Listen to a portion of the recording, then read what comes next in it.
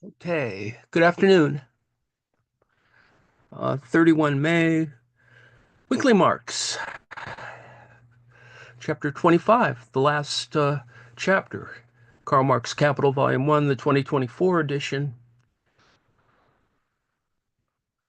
Note, of course, that a lot was compressed into Chapter 24, so we're technically at Chapter 33,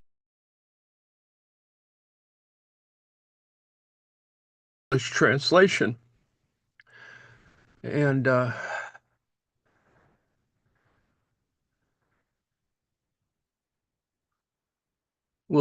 this is not completely over. Next week, we'll probably um, do one more thing. But anyway, the chapter 25 is the modern theory of colonization, a colonial,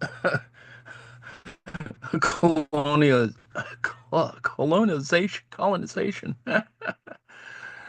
Political economy, as a matter of principle, tries to perpetuate the convenient tendency to confuse two kinds of private property. One is property based on a person's own labor. The other is capitalist property, diametrically opposed to the first kind and in fact produced by its destruction. The process of original accumulation, also called primitive accumulation, is more or less complete in Western Europe, the homeland of political economy. Here, either the capitalist mode of production has taken control of the whole nation's production directly, or if conditions haven't advanced as far, it at least indirectly controls the social strata of people who exist alongside it in a state of decay because they remain tied to an outdated mode of production. The more clearly the facts fly in the face of the political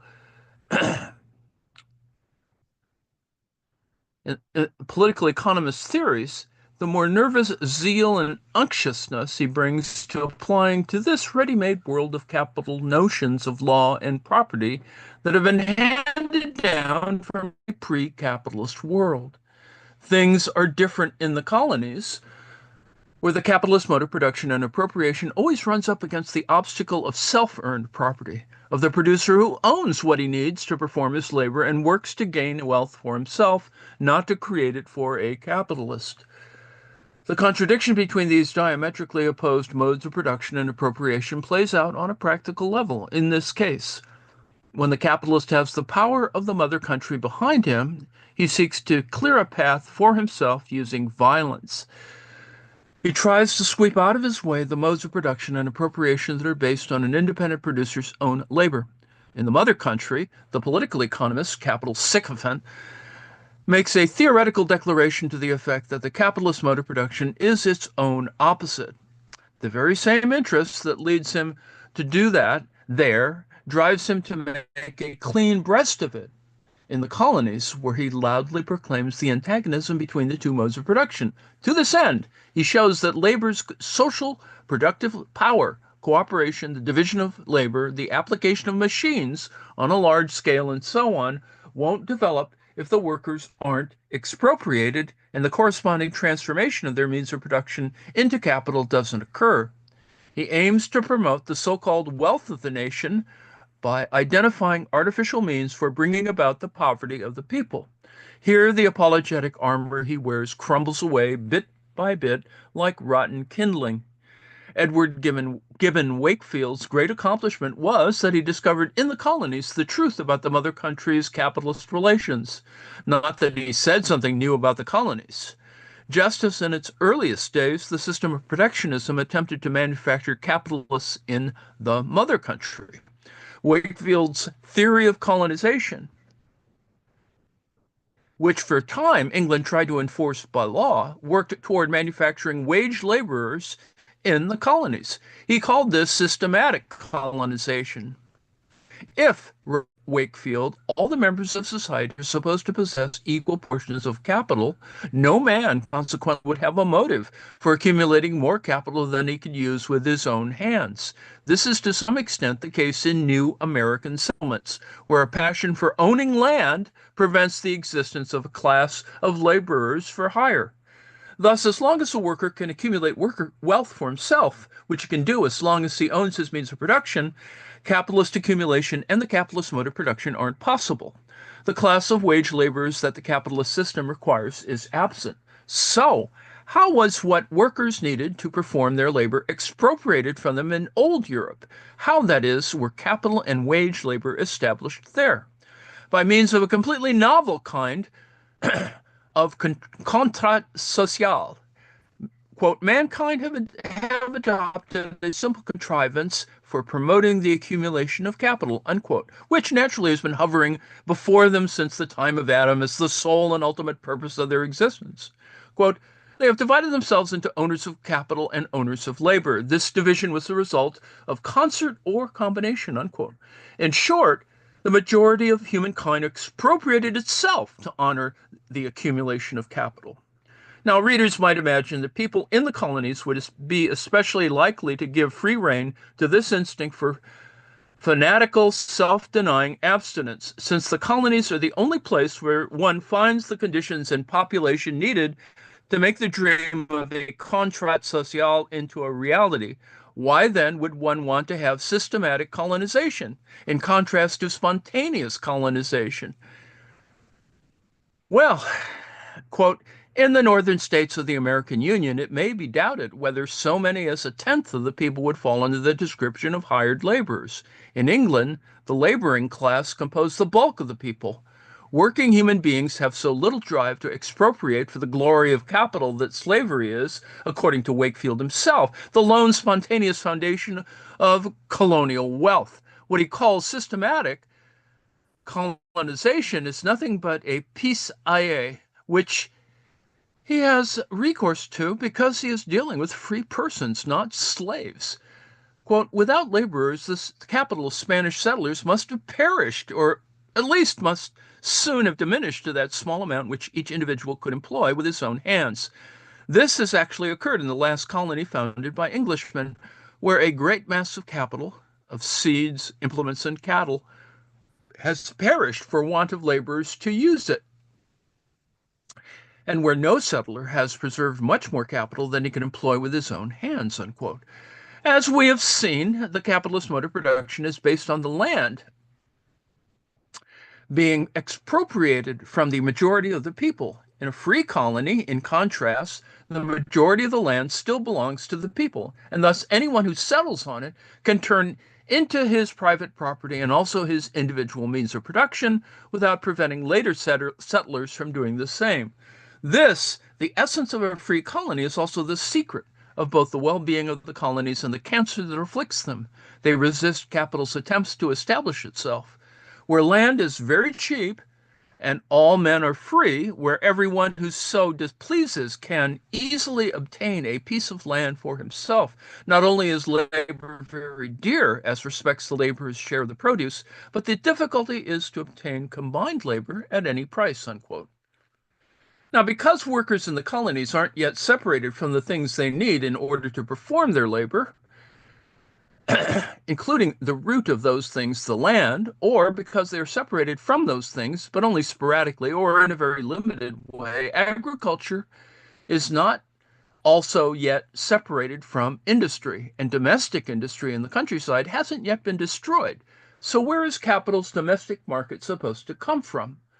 Quote, no part of the population of America is exclusively agricultural. accepting slaves and their employers who combine capital and labor in particular works. Free Americans who cultivate the soil follow many other occupations. Some portion of the furniture and tools which they use is commonly made by themselves. They frequently build their own houses and carry to market at whatever distance the produce of their own industry. They are spinners and weavers. They make soap and candles, as well as, in many cases, shoes and clothes for their own use. In America, the cultivation of land is often the secondary pursuit of a blacksmith, a miller, or a shopkeeper. What odd characters! And where, um, and where among them is the field of abstinence for the capitalist? Unquote. The great beauty of capitalist production lies in the fact that it not only keeps reproducing the wage labor as a wage labor, it also keeps producing a relative surplus population of wage of wage laborers in proportion to the accumulation of capital. In this way, the law of labor supply and demand is made to operate as it should. The oscillation of wages is held within limits conducive for capitalist exploitation. And finally, the worker's so indispensable social dependence on the capitalist is guaranteed. At home, in the mother country, mealy-mouthed political economists can prettify this absolute relation of dependence, misrepresenting it as the free contractual relation of a buyer and a seller, or the equally independent owners of the commodities, money, and labor, respectively.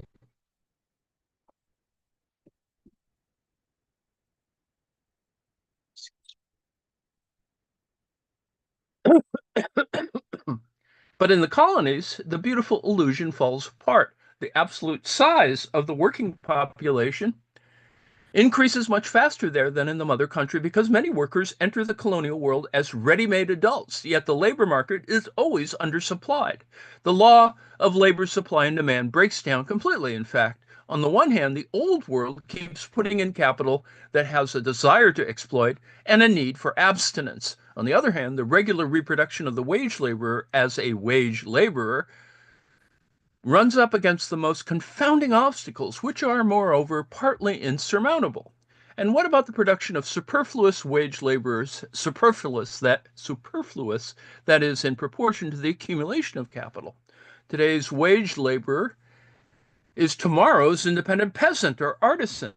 He disappears from the labor market but doesn't wind up in the workhouse. Now, when this happens, when wage laborers are continuously turning into independent producers who work for themselves and not capital, acquiring wealth instead of making Mr. Capitalist wealthy, the labor market is adversely affected. Not only is the wage laborer exploited to an indecently mild degree when he sheds his relation of dependence, he no longer has the same feelings of dependence toward a abstaining capitalist. Hence, all the unfortunate circumstances portrayed so frankly, so eloquently, and so movingly by our friend Wakefield. He complains that the supply of wage labor is neither constant nor regular, nor is it sufficient in his view. Quote, the supply of labor is always not only small, but uncertain, unquote.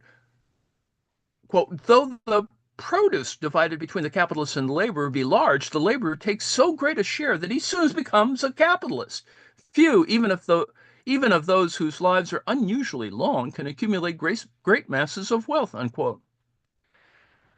The workers flatly refuse to let the capitalist abstain from paying for most of the labor they perform. If the capitalist uses his cunning and his own money to import his own wage laborers from Europe, this won't help him. Such workers will soon, quote, cease to be laborers for hire. They will become independent landowners, if not competitors with their former masters in the market of labor. What a horrible thing, as anyone can see. With his own good money, the upstanding capitalist imports flesh and blood competitors.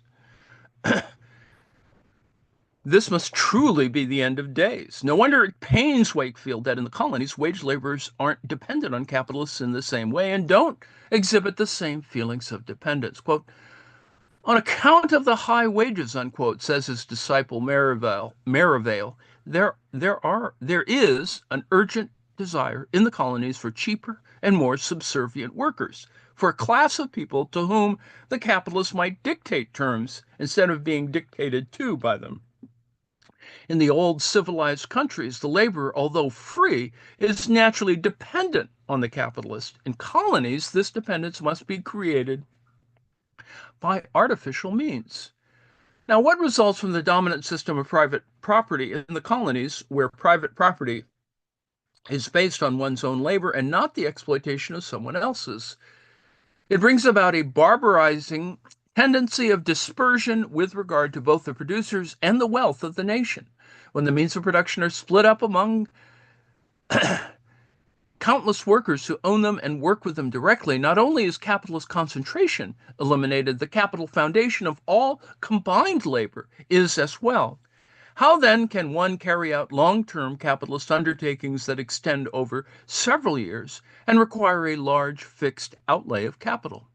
In Europe, capital charges ahead since the working class acts as its living appendage and is always available in excess. Not so in the colonies. Wakefield recounts an extremely painful anecdote that has him conversing with some capitalists from Canada and the state of New York, where waves of immigration often come to a standstill, depositing a sediment of superfluous workers. Our capital, sighs one of the characters in this melodrama, quote, was ready for many operations which require a considerable amount of time for their completion, but we could not begin such operations with labor which we knew would soon leave us. If we had been sure of retaining the labor of such immigrants, we should have been glad to have engaged it at once, and for a high price, and we should have engaged it even though we had been sure it would leave us, provided we had been sure of a fresh supply whenever we might need it, unquote.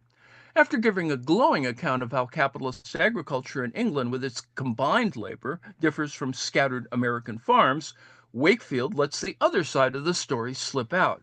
He portrays the bulk of the American people as prosperous, independent, enterprising, and comparatively cultured, whereas the English agricultural laborer is a miserable wretch, a pauper. In what country except North America and some new colonies do the wages of free labor employed in agriculture much exceed a bare subsistence for the laborer? Undoubtedly, farm horses in England, being a valuable property, are fed better than English peasants, unquote. But never mind, by its very nature, a nation's wealth equals the misery of its people. So how can the anti-capitalist cancer in the colonies be cured? If one could convert all the land from public to private property all at once, that would destroy the root of the problem. But it would also destroy the colonies. The trick is to kill two birds with one stone. Let the state give virgin soil an artificial price, one independent of the law of supply and demand, a price that will force immigrants to perform wage labor for a long time in order to have enough wealth to buy land and thus become independent farmers.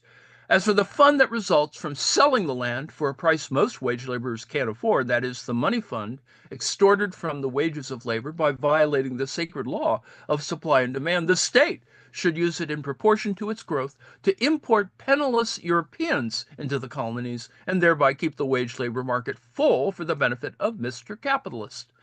Under these circumstances, tout sera pour le mieux dans le meilleur des mondes possibles. This is the great secret of systematic colonization. By this plan, Wakefield exclaims triumphantly, quote, the supply of labor must be constant and regular because first, as no laborer would be able to procure land until he had worked for money, all immigrant laborers working for a time for wages and in combination would produce capital for the employment of more laborers. Secondly, because every laborer who left off working for wages and became a landowner would, by purchasing land, provide a fund for bringing fresh labor to the colony, unquote. The price for land established by the state must, of course, be sufficient. That is, high enough, quote, to prevent the laborers from becoming independent landowners until others had followed to take their place, unquote.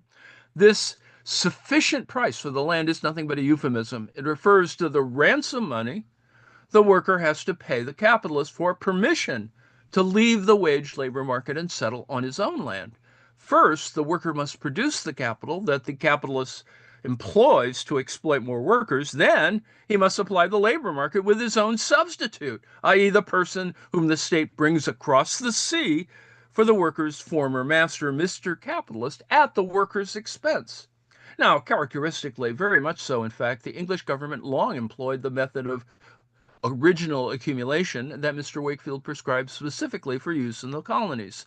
Now, the resulting fiasco was, of course, every bit as shameful as that of Peel's Bank Act. The stream of immigration was merely redirected from the English colonies to the United States. In Europe, meanwhile, the advance of capitalist production and an accompanying increase in pressure from the government have made Wakefield's prescription superfluous. The massive and unremitting stream of humanity driven onto the shores of America year after year leaves a partly stationary sediment on the east coast of the United States, for the wave of immigration from Europe hurls people into the labor market faster than the wave of migration to the far west can carry them away. Capitalist production has thus thrived in the eastern states, even though the wage laborers' depressed wages and dependence there haven't sunk to anywhere near their normal European levels. In Australia, more than elsewhere, the English government's outrageous squandering of uncultivated land on aristocrats and capitalists, so volubly decried even by Wakefield, together with the stream of humanity lured by gold prospecting, and also the competition from imported English commodities, which affects everyone down to the smallest artisan, have produced a large relative surplus population of workers, unquote. Hence, every mail ship brings tales of woe about a glut of the Australian labor market, and prostitution blooms in some places as lushly as in London's Haymarket. But it isn't the situation in the colonies that concerns us here. All we are interested in is a secret that the political economy of the old world discovered in the new world and loudly proclaimed. The capitalist mode of production and accumulation, and thus also capitalist private property, requires that private property based on a person's own labor be destroyed. In other words, that the workers be expropriated. And the endnotes are very short, so I'll go through those.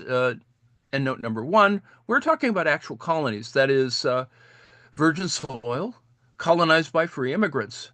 Economically speaking, the United States is still a European colony. What also belong here are the old plantations where conditions were transformed when slavery was abolished.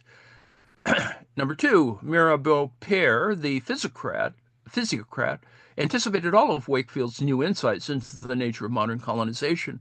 English political economists did the same much earlier. Number 3, later, this became a temporary necessity in international competition, but whatever the motive, the consequences didn't change. Number 4, a Negro is a Negro. He only becomes a slave in certain relations. A cotton spinning jenny is a machine for spinning cotton. It becomes capital only in certain relations. Torn from these relationships, it is no more capital than gold in itself is money, or sugar, the price of sugar. Capital is a social relation of production. It is a historical relation of production. This is quoting from Wage, Labor, and Capital. Number 10, land to be an element of colonization must not only be waste, but it must be public property liable to be converted into private property. Number 16, Merivale. Editor's note, for the most part, an amplifying paraphrase rather than a direct quotation. Even that mild free trader and vulgar political economist Molinari says this, quote, in the colonies where slavery has been abolished, but forced labor has not been replaced by an equivalent amount of free labor, we have seen the opposite of the fact that is taking place every day before our very eyes. We have seen ordinary workers in turn exploit industrial entrepreneurs, demanding wages out of all proportion to their rightful share of the product. Planters, unable to obtain a price for their sugar sufficient to cover the rise in wages, were forced to pay the surplus, first out of their profits, then out of their own capital. Many planters were ruined in this way, while others closed their factories to escape imminent ruin. Now, undoubtedly, it's better to see accumulation of capital perish than generations of men, but wouldn't it be better for neither of them to perish? Unquote. Mr. Molinari, what would become of the 10 Commandments? Moses Moses and the prophets and the law of supply and demand, if in Europe the entrepreneur were able to reduce the worker's part legitime, and in the West Indies the worker could reduce the part legitime of the entrepreneur. And what, pray tell, is this part legitime, which, according to your own admission, capitalists in Europe daily neglect to pay? Mr. Molinari feels a strong urge to use police methods to keep the law of supply and demand, a law that operates automatically everywhere else, functioning as it is supposed to out there in the colonies, where the workers are so, quote, unquote, simple as to exploit the capitalist. Number 20, it is, as thanks to the appropriation of land and capital, that a man who is naught but his arms can find work and earn an income. It is, on the contrary, thanks to the individual appropriation of land, that there exist men who have naught but their arms. When you put a man in a vacuum, you rob him of air. This is what you do when you take over the soil. You're putting him in a void of wealth in order that he may live only at your will, unquote. Number 23, naturally, as soon as Australia began to make its own laws, it created legislation that favors the settlers. But the squandering of the land, already brought about by the English government, has stood in the way. The first and main object at which the new Land Act of 1862 aims is to give increased facilities for the settlement of the people, unquote. The Land Law of Victoria of 1862. Now, here's an afterword, and we should be able to get that in. First of all, I need to give readers of the previous edition an account of the changes I made in the second edition. This is the second whole edition, the second column in the table that we've used. What will jump out at them is the clearer arrangement. The notes that I produced for the second edition have been marked as such in every case. As for the text itself, the key points are as follows. Chapter 1, Section 1.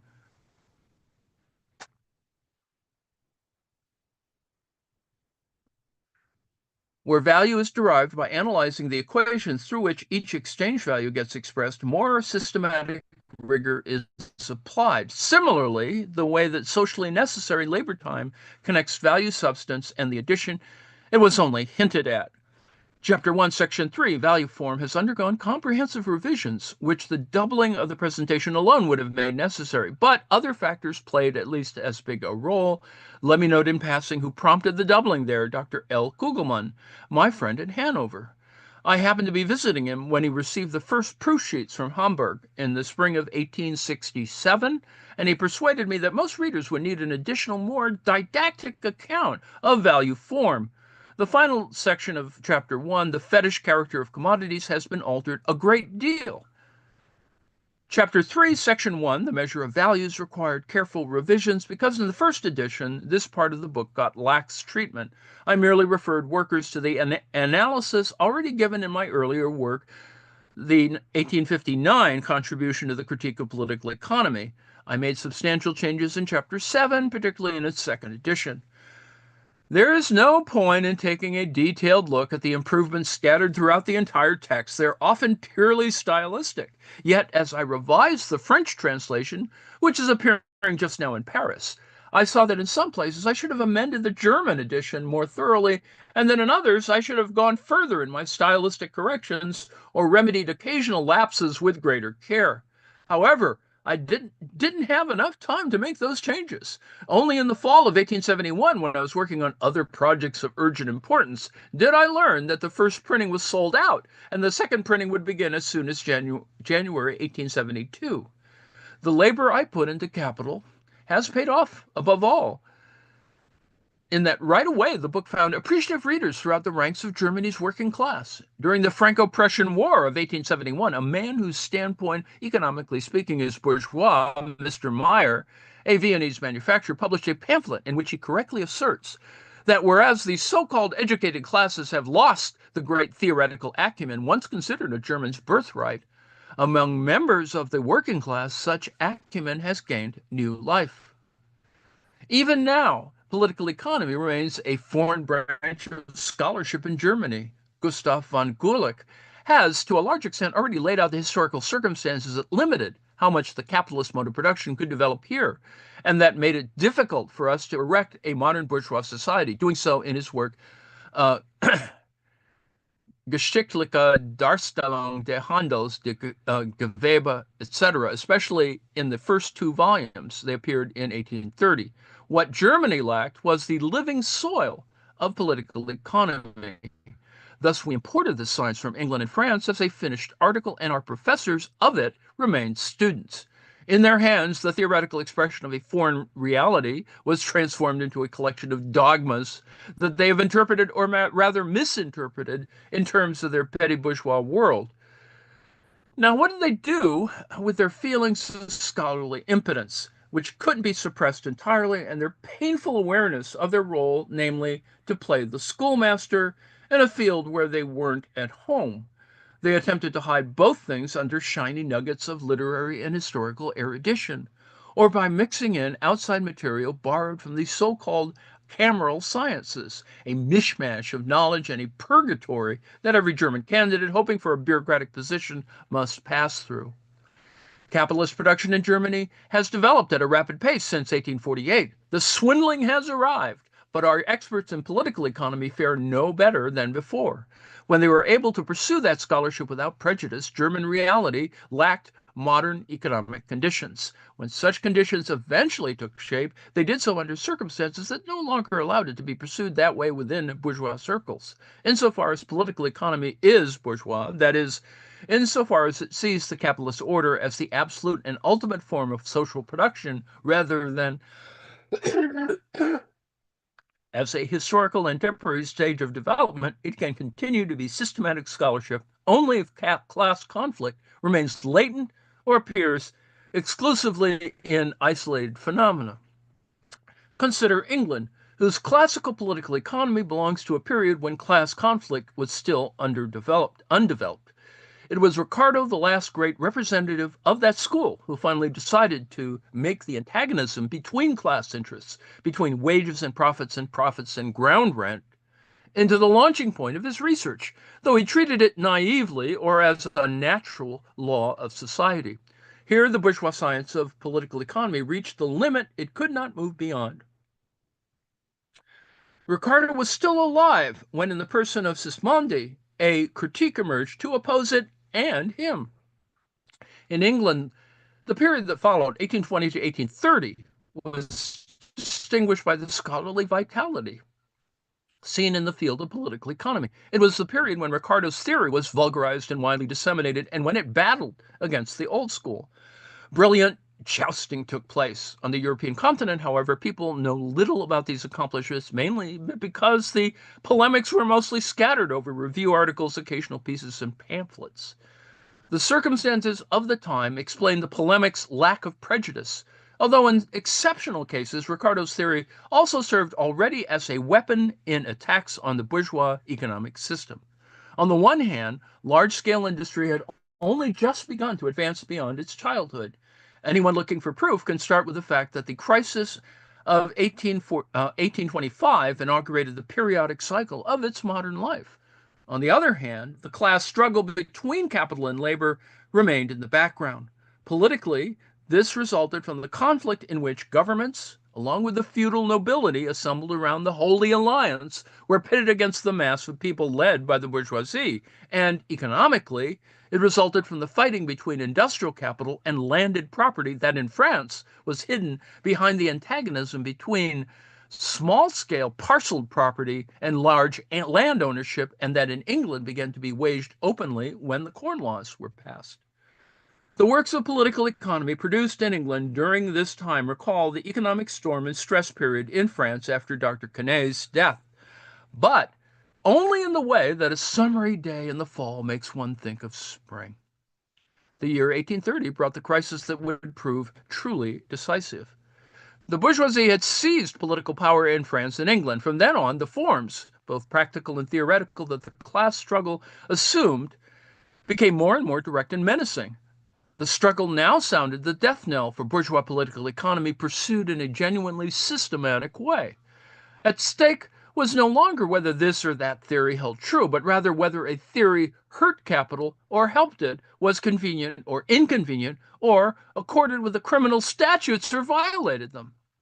Fists for hire replaced disinterested researchers. The bad conscience and evil intentions of apologetics took the place of impartial scholarly inquiry. Still, while the Anti-Corn Law League, under the manufacturers Cobden and Bright, might not have imbued its pushy little tractata with any scientific value before flinging them into the world, even those works were of historical interest, owing to their polemics against the landed aristocracy. But the free trade legislation enacted since Sir Robert Peel's day has taken even that last stinger out of vulgar political economy. The Continental Revolution of 1848 to 49 also reacted upon England. Men who still laid claim to scholarly importance and wanted to do more than function as the ruling class sophists and sycophants tried to bring political economy into line with the proletariat's demands, which could no longer be ignored. Hence the mindless syncretism that no one exemplified better than John Stuart Mill. Here, bourgeois political economy declared bankruptcy, something a masterful work by the great Russian scholar and critic N. Chernyavsky has already shed light on. Outlines of political economy according to Mill. Capitalist production thus ripened to maturity in Germany only after historical conflicts in France and England had noisily revealed its antagonistic character, and by then, the German proletariat had attained a theoretical class consciousness much more authoritative than that of the German bourgeoisie. So the moment that pursuing political economy as a bourgeois science in Germany seemed to become possible, it became impossible once again. Under these circumstances, its spokespeople split into two groups. One group, made of shrewd, practical businessmen, gathered around the flag of Bastiat, the most shallow and therefore the most successful representative of apologetic political economy of the vulgar type. The other group took pride in the professorial dignity of their scholarship and followed John Stuart Mill in attempting to reconcile what can't be reconciled. During the time of political economy's decline, which came just as it was enjoying its classical moment, Germans remained mere students, epigones, and imitators, the little traveling salesmen who worked for a large foreign company. The peculiar historical development of German society thus made it impossible for bourgeois political economy to develop in an original way there. This, however, doesn't apply to the critique of political economy. Insofar as such critique represents a class, it can represent only the class whose historical calling is to transform the capitalist mode of production and definitely abolish all classes, that is, the proletariat. The scholars and non-scholars among the spokespeople of the German bourgeoisie tried at first to kill capital, the book Capital, with their silence, having successfully done that with my earlier works. But the moment this tactic no longer matched the conditions of the time, criticizing my book began to serve them as a pretext for instructing readers in, quote, how to quiet the bourgeois mind, unquote. They encountered superior opposition, however, in the workers' press. For example, Joseph Dietzgen's articles in the Volksstadt, the German bourgeoisie, have yet to reply. An excellent Russian translation of Capital appeared in the fall of 1872 in St. Petersburg. It hasn't taken long for the 3,000 copies printed to nearly sell out. And Mr. N. Sieber, a professor of political economy at the University of Kiev, has already written a work in which he demonstrates that my theory of the essential features of value, money, and capital further develops the Smith-Ricardo position in necessary ways. What will surprise the Western European who reads his well-crafted book titled David Ricardo's Theory of Value and Capital, 1871, is that it manages to consistently capture a purely theoretical standpoint. The method used in Capital has been poorly understood, as the opposing perceptions of it demonstrate. Thus, the Parisian Review Positiviste accuses me, on the one hand, of dealing with economic questions metaphysically, while on the other hand, try to guess, it charges that I limit myself to dissecting what is and fail to offer recipes. Comtist ones, for the eateries of the future. Countering the reproach of metaphysics, Professor Schieber remarks, quote, as far as the theory itself is concerned, Marx's method is the deductive method of the whole English school. Both its weaknesses and its strengths are shared by the best of economic theorists, unquote. In the theories of German socialism, extracts from the Journal of Economists, July about July and August 1872, Mr. M. Bloch finds that my method is analytic and says, among other things, with this work, Monsieur Marx places himself among the most eminent analytical minds, unquote. The German reviewers have, of course, decried my Hegelian sophistry. An article in the Petersburg-based European Herald finds my research rigorously realistic, but laments that my mode of presentation is German dialectical. It says, quote, if one judges by the external form of presentation, it might appear as though Marx is a great idealist philosopher in the German bad sense of the word. In fact, however, he is infinitely more of a realist than all his predecessors in the business of economic criticism. He can in no sense be considered an idealist. The best response to this author is to give some excerpts from his own critique, which, moreover, might interest readers who don't have access to the original Russian text. Quote, for Marx, one thing alone is important, to find the law of the phenomena that he is investigating. Here, what is of importance to him is not a single law that governs them as long as they have a certain form and as long as they are in a relationship that is observable at the present time. Above all, for him, it is the law of their changeability, of their development, i.e. the transition from one form into another, from one order of relationships into another, that is important. Once he has discovered this law, he considers in greater detail the consequences through which the law manifests itself in social life. Accordingly, Marx is concerned with one thing alone, to prove by way of a precise scientific investigation the necessity of certain orders of social relations, and as faultlessly as possible to state the facts that serve as his starting points and basis. It is quite sufficient for him if, having proven the necessity of the present order, he has also proved the necessity of another order, to which a transition must certainly be made from the first order, regardless of whether one thinks about it or not, whether one is conscious of it or not. Marx regards social movement as a natural historical process that is governed by laws that are not only independent of the will, consciousness, and intentions of a person, but that themselves determine their will, consciousness, and intentions. If the conscious element plays such a subordinate role in the history of culture, then it is clear that criticism, whose subject matter is culture itself, is less able than anything else to take some form or result of consciousness as its basis. That is, not an idea, but an external phenomenon alone can serve as the starting point. Criticism will consist in collating, comparing, and confronting a fact, not with an idea, but with another fact. All that matters is that both facts be investigated as accurately as possible and that they truly represent different stages of development. And what is additionally important is that the order, sequence, and connection within which these stages of development appear be no less accurately investigated. Are not the general laws of economic life one and the same, whether they are applied to the present or to the past?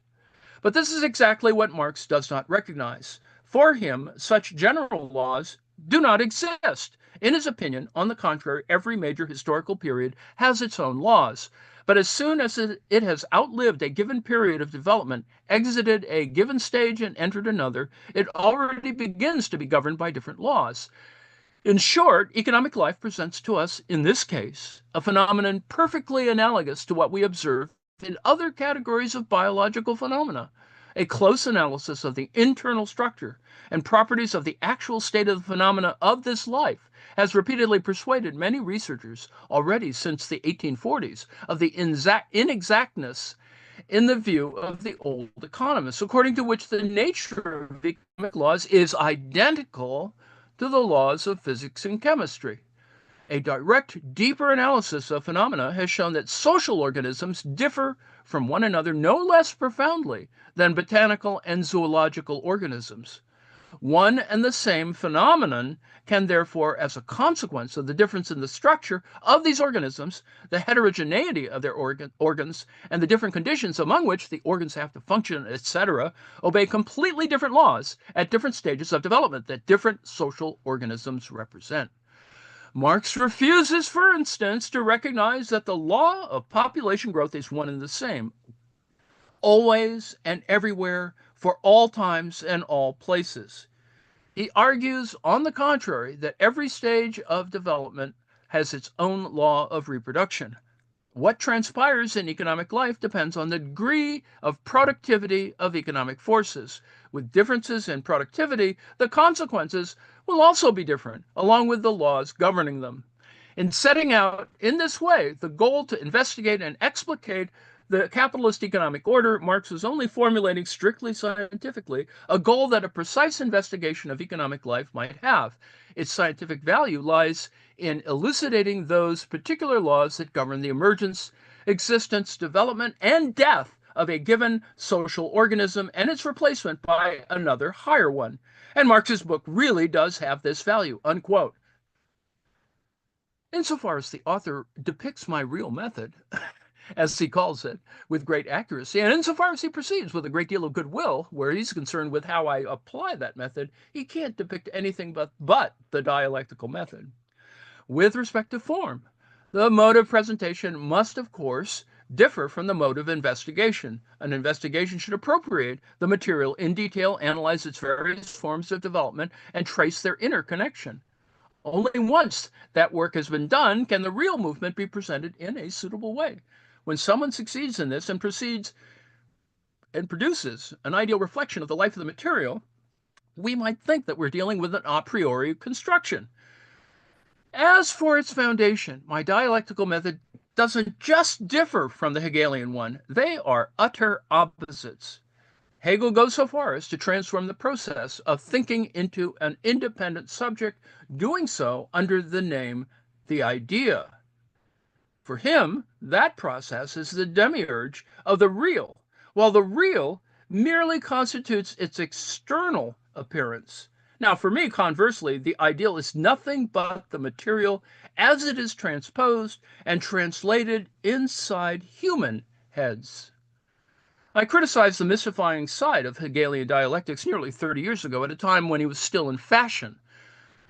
But just as I was working on the first volume of Capital, the grumpy, pompous, mediocre epigones currently dominating German letters saw fit to treat Hegel as honest Moses Mendelssohn treated Spinoza back in Lessing's day, namely as a dead dog. This moved me to publicly declare myself to be a student of that great thinker, and where I deal with value theory in Capital, I even coquette here and there with a mode of expression peculiar to him. Hegel mystified dialectics, but that didn't stop him from being the first to consciously and comprehensively represent its general forms of movement. Here, the dialectical method stands on its head, period. You have to flip it around in order to find the rational kernel encased in its mystical hulk. The dialectical method, in its mystified form, became fashionable in Germany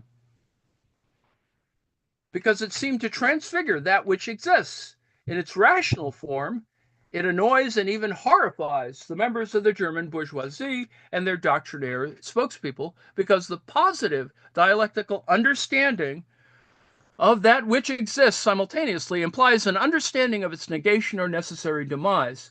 The dialectical method grasps each developed form in the flow of its movement, and thus grasps it in its transient side too. The method is not impressed by anything else, for that matter. Its essence is critical and revolutionary. The practical bourgeois feels the contradictory movement of capitalist society most keenly in the periodic alternations of the cycle that modern industry goes through and in the cycle's peak, at a moment of general crisis.